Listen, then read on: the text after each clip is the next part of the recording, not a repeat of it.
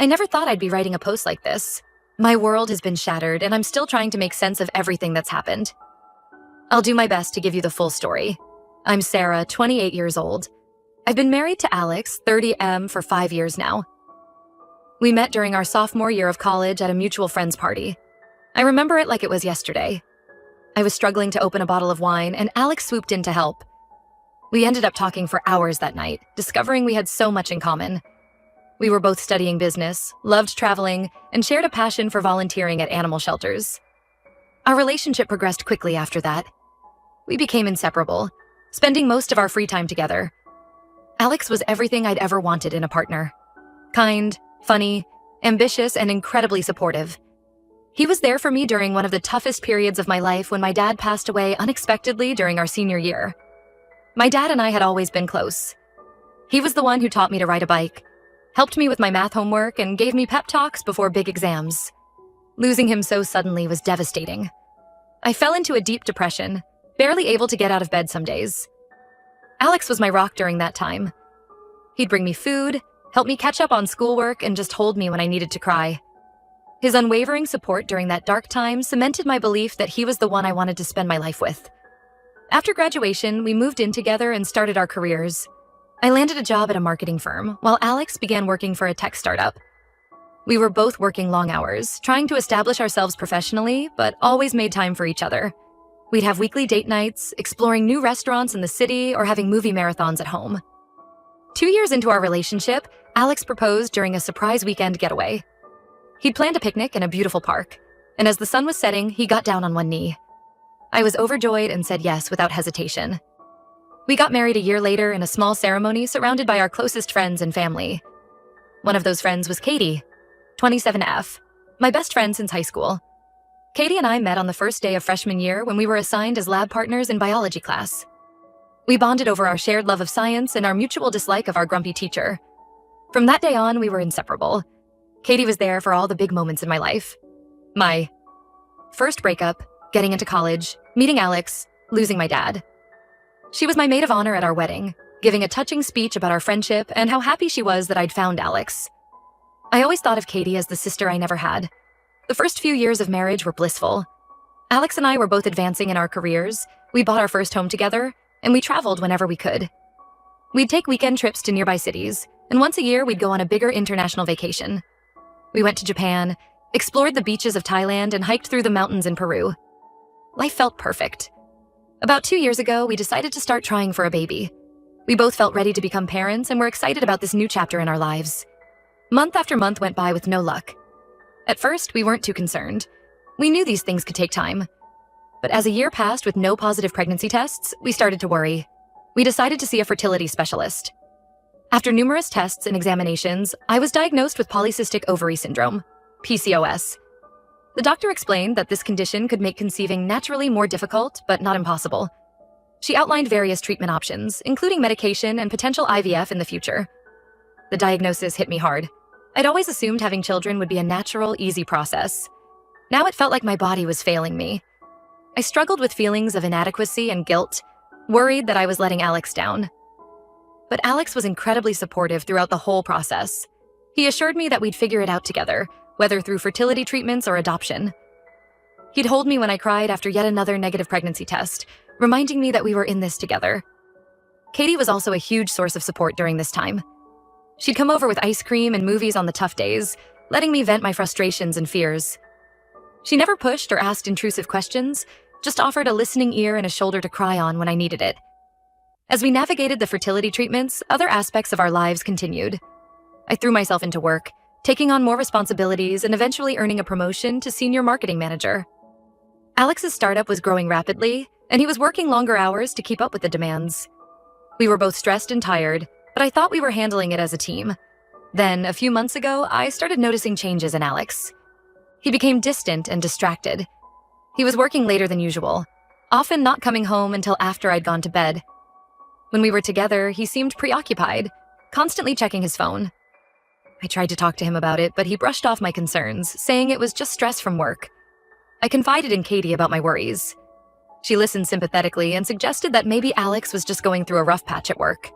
She encouraged me to keep the lines of communication open with him, but also to give him some space to work through whatever was bothering him. Looking back, I wonder if there were signs I missed. Was Katie too quick to defend Alex's behavior? Were there moments of tension or awkwardness between them that I overlooked? It's hard not to second-guess everything now. Last week, everything came crashing down. I had been away on a business trip and decided to come home a day early to surprise Alex. I thought maybe we could have a nice dinner together, reconnect a bit. Instead, I walked into our bedroom to find Alex and Katie in bed together. The moment is seared into my brain. The look of shock and guilt on their faces, Katie scrambling to cover herself, Alex stuttering out my name. I felt like I was in a nightmare, unable to process what I was seeing. Katie burst into tears and ran out, while Alex tried to explain, but I couldn't bear to hear it. I grabbed a bag, threw some clothes in it, and left. I've been staying with my mom for the past week, trying to make sense of everything. The full story has come out in bits and pieces. Alex and Katie had been having an affair for the past 6 months. It started as a drunken hookup at a party I missed due to work. They both claim they felt guilty afterwards, but that didn't stop them from continuing to see each other in secret. The worst part? Katie is now 3 months pregnant with Alex's baby. All those times she was comforting me about our fertility struggles, she was carrying my husband's child. The betrayal is beyond anything I could have imagined. I feel like my whole life has been a lie. The two people I trusted most in the world have betrayed me in the worst way possible. Alex, the man who held me as I grieved my father, who promised to stand by me through our fertility struggles, has been lying to my face for months. And Katie, my best friend since high school, who's been there for every major moment of my life, has been sneaking around with my husband.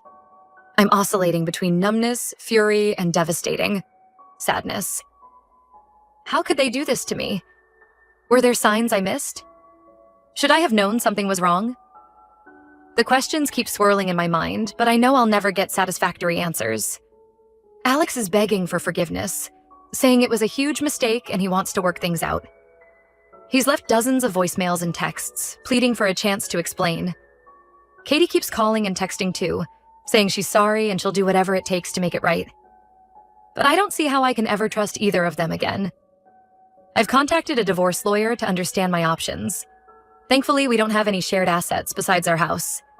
I'm leaning towards selling it and splitting the proceeds. The thought of going back to that house, knowing what happened there, makes me sick. I'm still processing everything and dealing with waves of anger, sadness, and disbelief. I don't know how to move forward from here. How do you rebuild your life after such a huge betrayal? How do I trust anyone again? Any advice or words of wisdom would be greatly appreciated. Update 1. It's been about 2 months since my last post, and I want to thank everyone who offered support and advice. Your kind words and shared experiences have been a lifeline during this difficult time. A lot has happened since I last wrote. The biggest news is that I've officially filed for divorce from Alex. After the initial shock wore off and I had time to really think about everything, I realized there was no way I could stay in this marriage.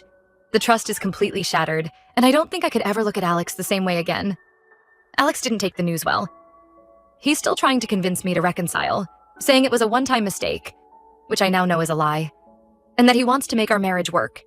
He's been sending flowers to my mom's house, leaving long voicemails about how sorry he is and how much he loves me. But I'm done. No amount of grand gestures can undo what he did.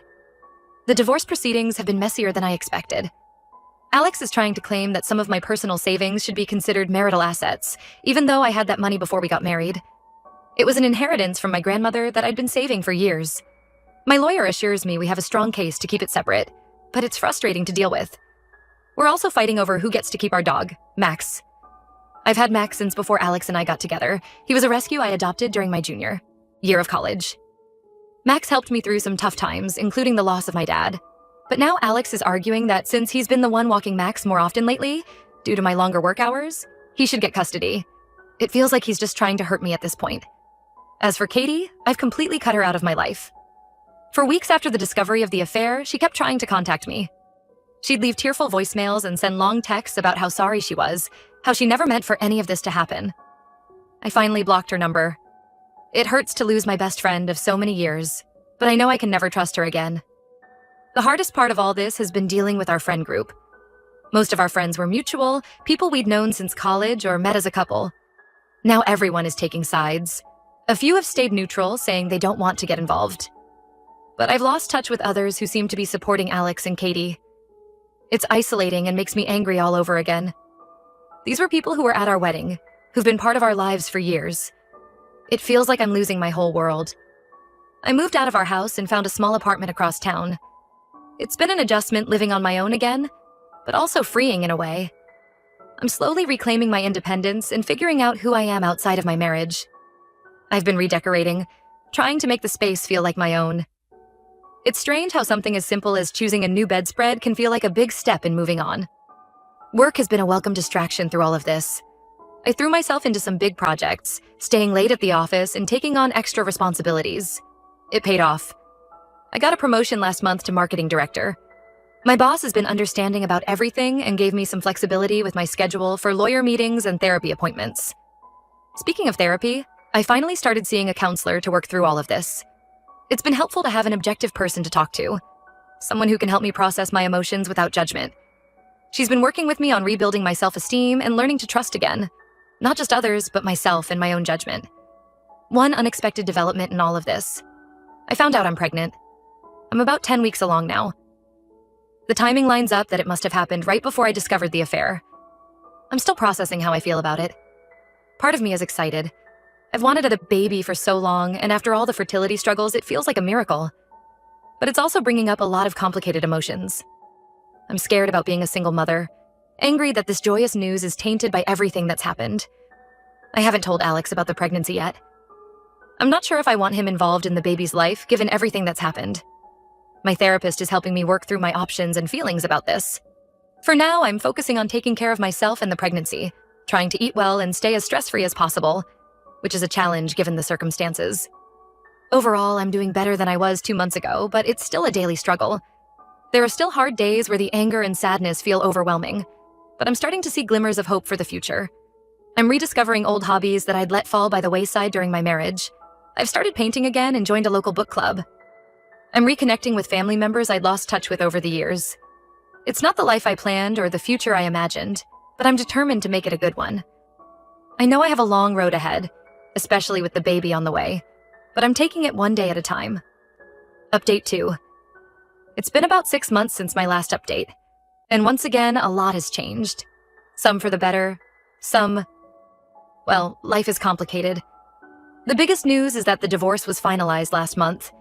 It was a long, draining process, but it's finally over.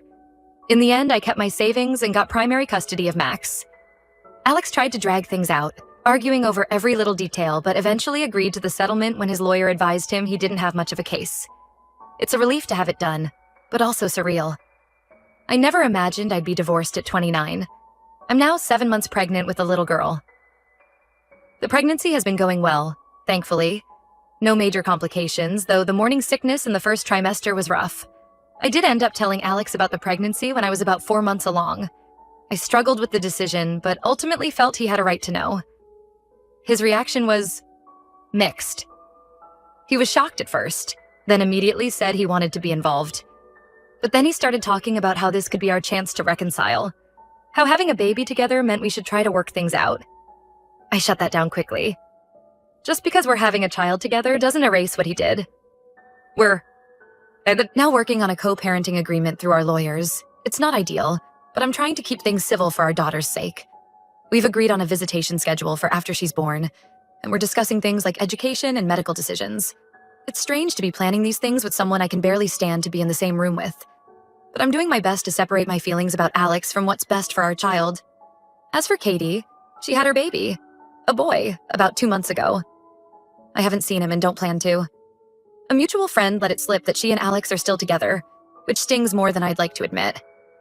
The idea of them playing happy family with their son while I prepare to be a single mother to our daughter is hard to swallow. But I'm working on accepting it and moving on. I can't control their actions, only my response to them. On a more positive note, I bought a small house in a new neighborhood across town. It feels good to have a fresh start in a place that's truly mine, with no memories of Alex or our marriage. I've been nesting like crazy, getting the nursery ready for the baby. My mom has been a huge help with everything, coming over to help paint and assemble furniture. Work is going well. I got another promotion and am now leading my own team. It's challenging but rewarding. My coworkers have been incredibly supportive throughout everything. They threw me a sweet baby shower last week, which was a bright spot in all of this. It was nice to feel celebrated and to focus on the excitement of becoming a mom, rather than all the drama with Alex. I'm still in therapy and making progress. The anger comes and goes. Some days I feel like I've moved on, and others I'm furious all over again. But overall, I'm in a much better place emotionally than I was 6 months ago. I've started dating again casually. Nothing serious yet. I'm not ready for that, especially with the baby on the way. But it's nice to put myself out there, to be reminded that there are good men out there, and that what Alex did isn't a reflection on all relationships. My relationship with my mom has grown stronger through all of this. She's been my rock, letting me stay with her in those first awful weeks, listening to me vent, helping me house hunt and now prepare for the baby. We've always been close, but this experience has brought us even closer.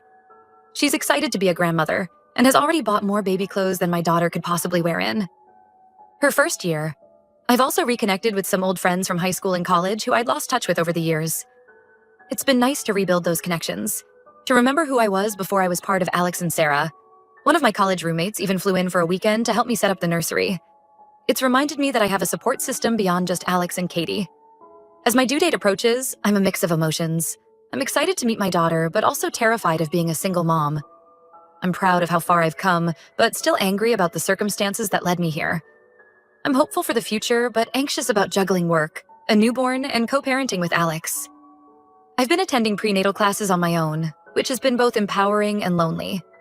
Seeing all the couples there together is a stark reminder of how different my situation is from what I imagined. But I'm determined to be the best mom I can be, regardless of the circumstances. Alex has been asking to attend doctor's appointments and be there for the birth. I'm still undecided about this. Part of me wants to share these moments with him. After all, he is the father. But another part of me is still so hurt and angry that I don't want him there during such a vulnerable time. My therapist is helping me work through these feelings and make a decision that's best for me and the baby. Looking back, I never could have imagined my life would take this turn. A year ago, I thought I had it all figured out. A loving husband, a best friend I could count on, a plan for our future. Now, everything has changed. But I'm proud of how I've handled it all. I'm stronger than I ever knew I could be. I'm nervous about the future, about raising a child on my own, about eventually trusting someone enough to let them into my life again. But I'm also excited. I have a beautiful daughter on the way, a job I love, a new home, and a support system of family and friends who have shown up for me in ways I never expected. It's not the family I pictured, but I know my daughter and I will be okay. We'll build our own little family, filled with love and trust. And maybe someday, when I'm ready, we'll add to it. But for now, I'm focusing on healing, on preparing for my daughter's arrival, and on building the life I want for us. Thank you again to everyone who offered support throughout this journey. Your kindness and advice have helped more than you know. I'll update again after the baby is born. Wish me luck.